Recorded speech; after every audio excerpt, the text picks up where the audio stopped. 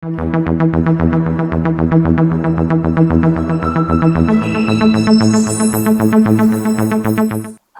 everybody. Welcome to CripChat, your weekly podcast for everything disability. Today I have with me Jonathan Shar, Ibby Dee, Hello. myself, David Dee, and Cunningham. Today Hello. we'll be, today we'll be talking about CripChat co-hosts. You get an introduction to our CripChat co-hosts, and first is going to be Ibby Dee, interviewed by Cunningham. Over to you, Cunningham. Please like and share. Thanks, David. Hello, Cunningham. Hello, everyone. Today we'll be talking about myself, right? Ibby Dee in the house. Thank you, everyone, for joining in. I can read out the questions. Thank you for that, David. Tell the audience a bit about yourself and what got you passionate about being involved in the podcast for Australian Disability Limited. Hello, everyone. Welcome all. My name is Ibrahim. People refer to me as Evie. So I'm a person with disability who's got a physical disability, and I'm of Lebanese background. So I do a lot of my work in the cloud space. So the culturally and linguistically diverse space. And pretty much what I do is I'm a peer worker. So I facilitate peace support groups all around Sydney under an organization, not-for-profit organization known as Diversity and Disability Alliance. There, I'm also a peer mentor. So I provide that one-on-one mentoring for people with disability to help build their confidence and, get them involved in their community through the achievement of goals. I'm also working in a number of different projects that's built around supporting our peers in our community. All that's part of my side job. My other job, I'm now, I would say qualified, but I studied accounting in my former years at university. So I've graduated with my degrees in accounting, and I've moved on to work as an account manager for an NDIS service provider. And that's pretty much what I do. And I'm also a podcaster here at Australian Disability Limited. So a lot of things going on, but it's good to keep busy every now and then. And thank you for having me. How were your childhood years and what was your security experience like? Yeah. Thank you for that, Jonathan. So my childhood years and also my schooling experience. Look, to be honest, and I don't want people to, I guess, feel sympathy, but rather empathize with my situation. When I went to school, it wasn't easy, and I'm just gonna be honest. It wasn't easy growing up. I went to mainstream school, which was, I guess, a good thing because I blended in with people that are able-bodied. Although, look, I was in an inclusive society, there were a few times where I felt excluded. And so there came the anxiety, depression, the social isolation, just being treated, I guess, differently. Because I was the only person in that school who used a wheelchair. And so, often I was treated different. And it was a bit of a troubled time, but it's something you learn from as you grow older and you start to understand, the need to have, the peer support, the need to reach out to, your peers, the need to, I guess, be more involved in society, be more inclusive, and also, just getting active in that space. Look, I finished my high schooling, kindergarten to year 12. I graduated, and then I went on to do my studies at university after. So although there were troubled times, I went through it, and I got my education. So I worked hard, and although I was suffering from anxiety and depression, but at the end I got my education sorted. So all good. Next question. Was that hard for you? Look, to be honest, David, it was very hard to study and to complete my studies, given the traumatic experience I went through. Also dealing with social isolation, not having many friends, basically being left behind. Like I said, being inclusive in a non-exclusive, so being excluded in an inclusive society. And yeah, look, when I've got examples when I guess my classmates played sports in the oval. It really wasn't accessible to me, so I just went touring the whole school. And yeah, look, when I guess they had exams down in the basement. I had to do my exam in another room, in a quiet room. So yeah, I was I guess you left couldn't out. cheat off someone that way. Yeah, fair enough, fair enough. Well, you know what? To be honest with you, once we had a 3-hour exam, Yeah. and you know what? I was actually left out. I was actually forgotten, and that exam lasted me 5 hours, So and I you, didn't even realize the time. Wow. Till someone called out on me and told me, time's up. Time was up hours ago. did you get your lunch and ate it? I really didn't realize the time because it was a very hard exam. But if I did it in the 3 hours, I probably would have finished it. But I'm telling you, I was forgotten, and I did the exam for 5 hours. Five There you go. hours. You had luck. They forgot you. Oh yeah, it's good stuff. But yeah, there's I guess a lot of good experiences, good memories from school. Yeah, and I tend to, I guess, look back at the good memories I had at school rather than all the post-traumatic experiences. Okay. How has your family and local community supported you? That's a very good question, Jonathan. Thank you for asking it. So, how has your family and local community supported you? My family has, I guess, my immediate family has supported me, throughout my early years. I guess building my confidence to be more involved, with school and stuff. My mother, I guess, was my rock. So, and I also had my sisters, my siblings, who also supported me along the way. My mother, she was my main support. She encouraged me, you know, pushed me to become more involved. I was, I guess, a bit of a learner, you would say, and I really didn't socialize with people. If you look at me now, I mean, people can't stop texting me and calling me, David. So Mate, no, it's all good. I call you. Make up for the past times. Yeah. Make up for it. So I'm becoming more socially involved. So I was dealing with social isolation to becoming more socially involved, and that's how it's been over the years.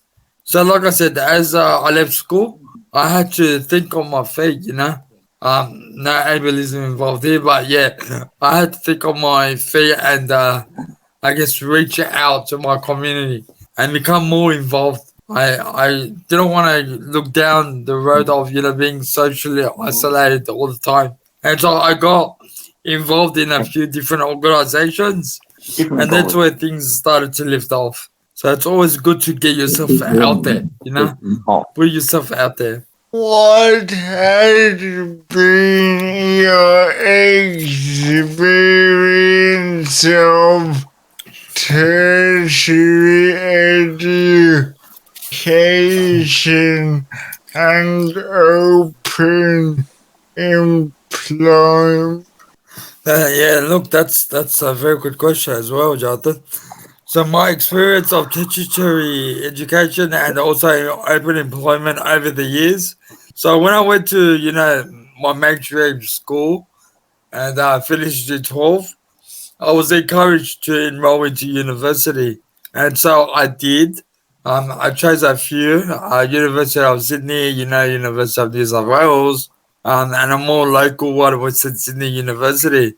I got accepted into like 3 different unis, and so I picked the one that was closest to me. They had what I wanted to actually study, and so I got into the field of accounting. I did my education over at Western Sydney University for 3 years, and I got my bachelor in business and commerce with a major in accounting. Now, in terms of employment at that time, I was in and out of jobs. I went through, the job employment agencies, and they were no good, to be honest. They were no good. They just threw me into whatever job they could find that didn't actually have what I actually studied for. And so I got into, admin stuff, administration stuff, dealing with paperwork, adding contacts into the computer and whatnot. But didn't really focus on the accounting. So I left them after like a month. I had like 3 different jobs at that time, and I couldn't get into what I wanted. So I decided to further my education, and I decided to go for my masters. So I did my masters in masters in business and commerce at the same uni, and I of course graduated. But at the same time, which was very unusual, I studied 2 more degrees on the side. Now, I don't know if that's crazy. That's probably very crazy. But I was That's studying a diploma in leadership and management and also doing a certificate for customer engagement. The reason why I did my diploma in leadership and management was to improve on my communication and also my presentation skills. Those were the 2 things I was focusing on improving. Now, back in high school, my communication wasn't that great. Yeah, like I could barely get a sentence or 2 out without having to, hold my breath or run out of breath. Since then, since I've been practicing on my presentation skills at the college, I've gotten better and better at it. I've been doing a lot of presentations, a lot of, talks in the past couple of years, thanks to, my experiences in college. Now, the reason I did my diploma certificate for customer engagement was because they offered, a work placement at that time. And I got interested. And so I jumped on the bandwagon and I went for it. So it was in 2015, 2016. I was doing 3 degrees at one time. Call me crazy, but it kept me busy, and I managed to, graduate consecutively. I think July, August, and September in those 3 degrees. So, and from then it's been awesome, an awesome ride. How did you juggle between the 3? The good thing about it is that it was flexible. So like it wasn't like with the master's degree, it was only a 1 year kind of degree. But there was only like 2 courses offered each quarter. So 2 courses were alright. They're pretty manageable. Now with the diploma, it was all just basic knowledge, internet search, do your research. With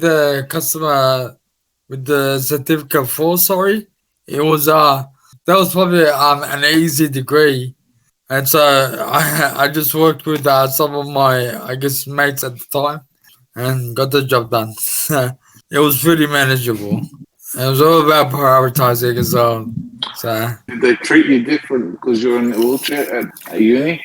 um, And did you find how I look, did you find it hard I to find friends at uni? to be honest with you, during my time at university, till now, I've only kept in touch with one friend. So there's one friend, and he's a very good friend. I've been friends with him ever since my uni days, 10 years ago. Everyone else it was just like a high buy kind of situation. Uh, yes, I did feel a bit left out, but I did hang out, with people, during my breaks. I engaged with people, but outside of the uni, it was a totally different story because I was still facing, the social isolation. Yeah, I was still, in a world, full of people where I felt, alone. you felt And so, yeah, it was alone and hard. different. I was still, challenging that, I guess, the notion of, being Okay, socially isolated forever. And that's when I had to, I got to realize I had to, get more involved in my community. And so okay, that's when I, joined these disability advocacy organizations. And from then, things started to lift off. I met some amazing people along the way. I know a lot of, good friends out there. Shout out to all you guys. You're awesome. Keep up the good work. And so that's what it's all about now.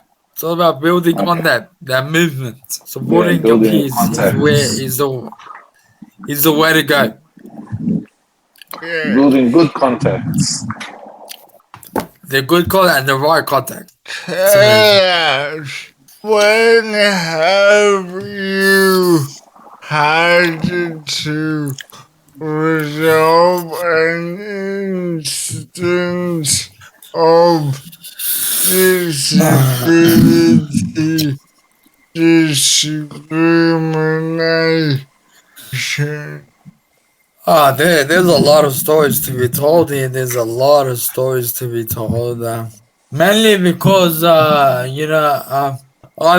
built the confidence. I've built that confidence of what of being more inclusive in our society and what it's all about. However, back at home, I also have a sibling who has a disability as well. And it can be hard coming from a culturally linguistically diverse community because although you're moving forward, somehow you're always pushed back. Because with me, I've learned to become more confident, become more involved in my community.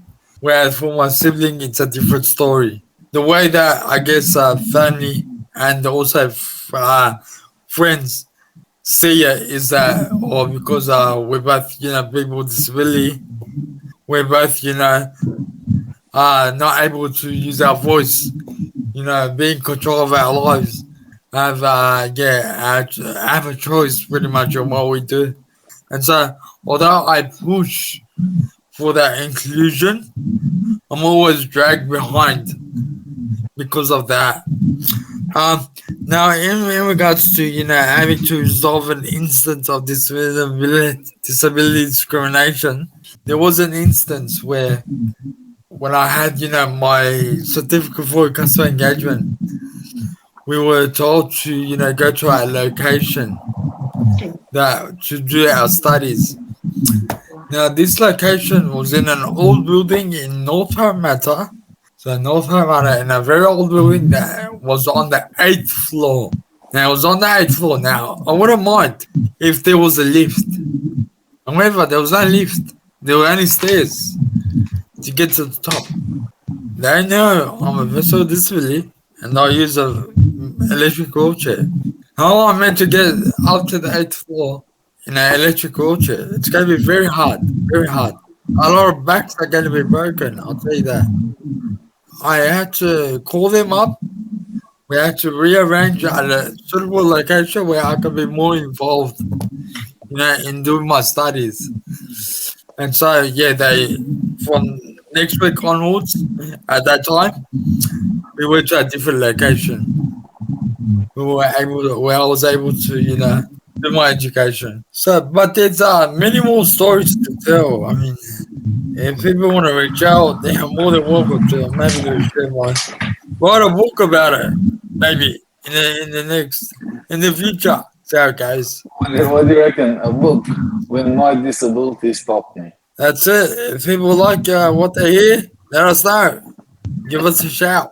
How has your background supported your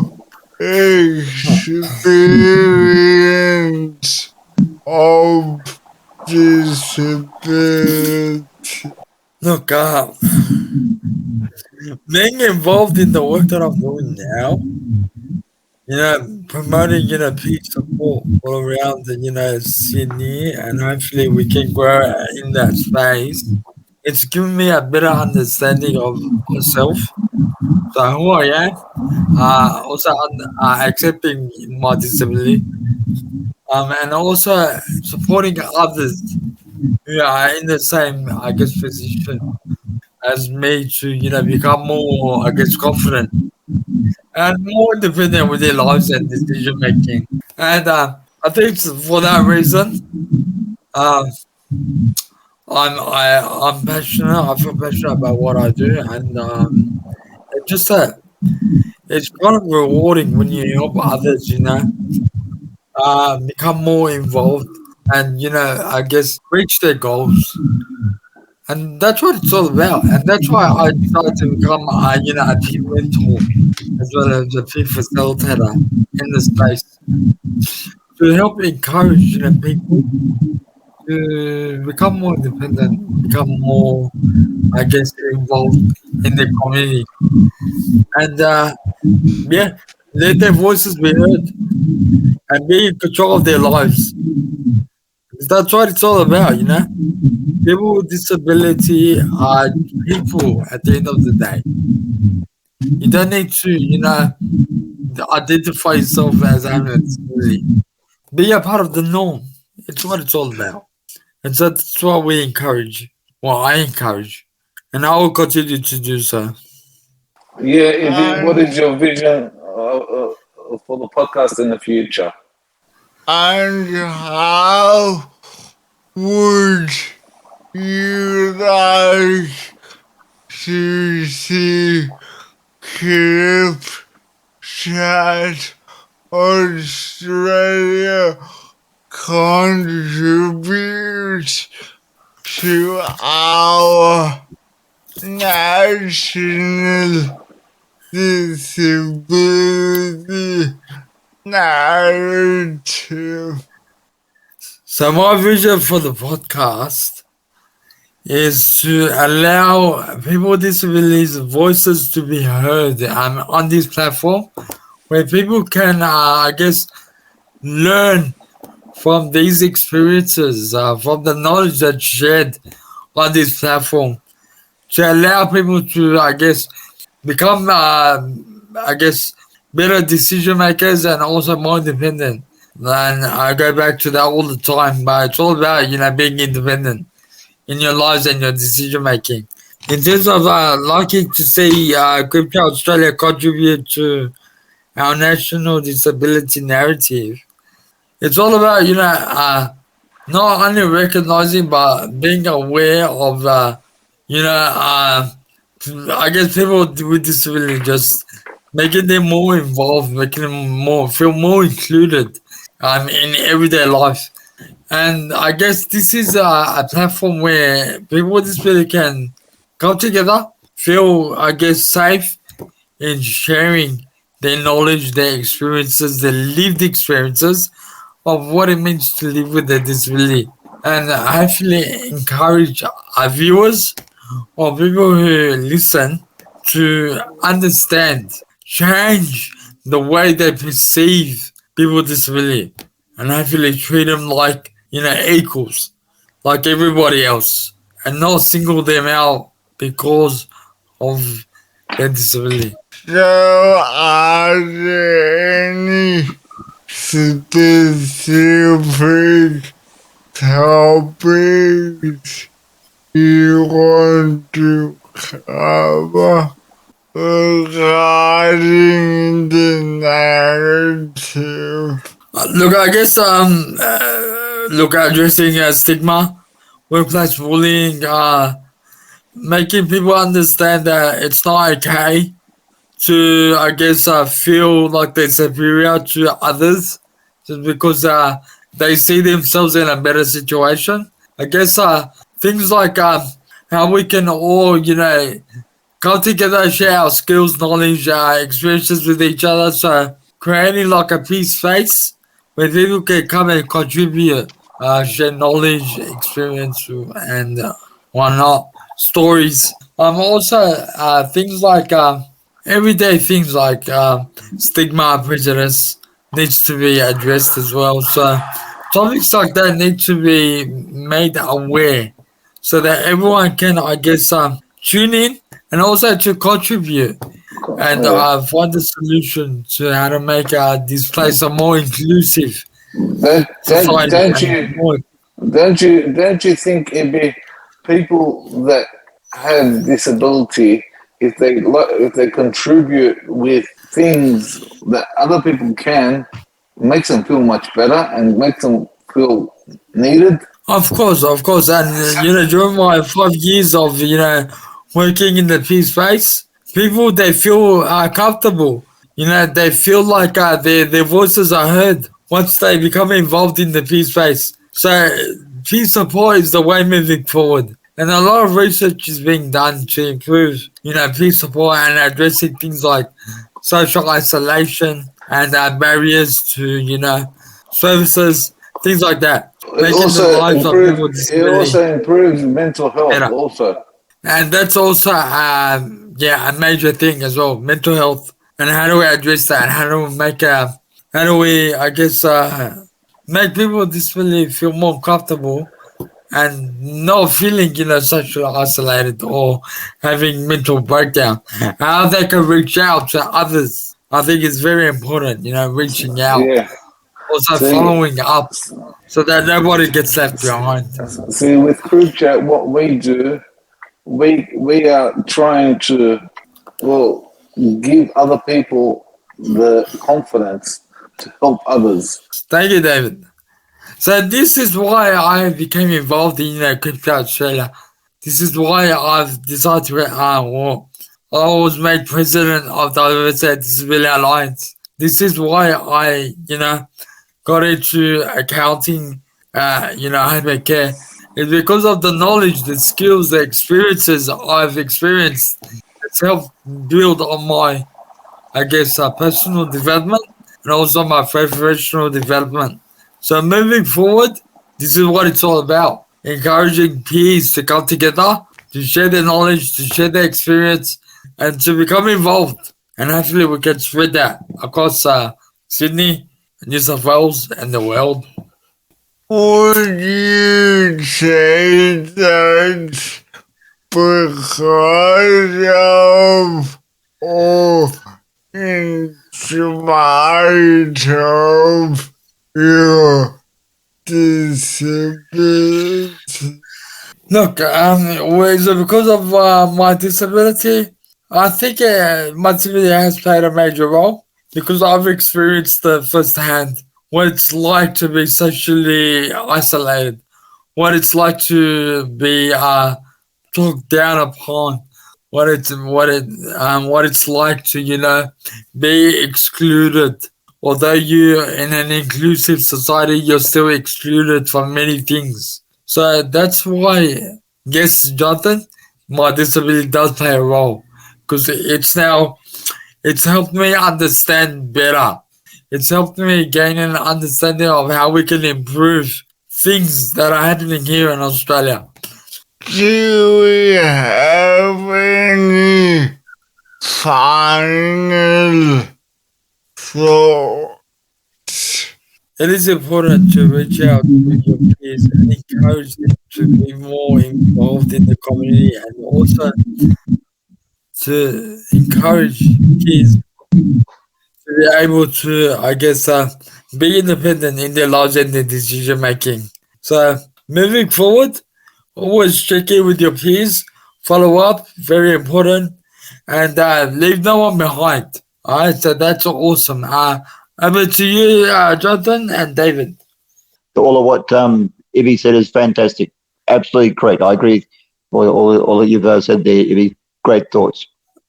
My final thought is, yeah, what Ibby said, it's all about including and building connections within our community. So no one ever feels alone. So keep the ball rolling. Alright, so you have been watching CripChat, your weekly podcast on everything disability. Thank you for interviewing me, guys, and we look forward to next week, where I think we'll be interviewing David Daoud. Yeah. So watch this space. Thank you.